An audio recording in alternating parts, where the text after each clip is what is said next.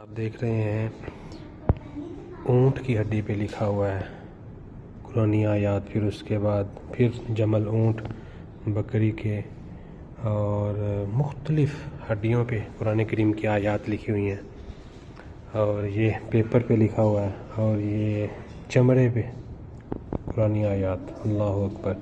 ये 369 गेट है गुंबद खज़रा के सामने। उससे नीचे आए, उसके पहले यानी फ्लोर पे वॉशरूम में आप एंटर होंगे तो सामने ये यानी कि कदीम नवादरात मौजूद हैं माशाल्लाह हरम शरीफ में।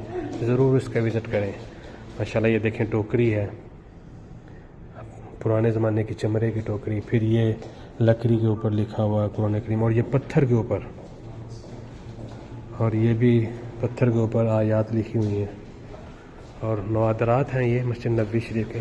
ज़रूर विज़िट करें माशाअल्लाह माशाअल्लाह। ये खजूर की छाल के ऊपर कुरानी आयात मखतूत है माशाअल्लाह। अल्लाह अकबर। ज़रूर विज़िट करें। अल्लाह ताला ये आपको दिखा रहे हैं अल मस्जिद नबविया, रेयर माउज़ नोबाद मखतूतात। ज़रूर विज़िट करें 369 गेट मस्जिद नबवी शरीफ।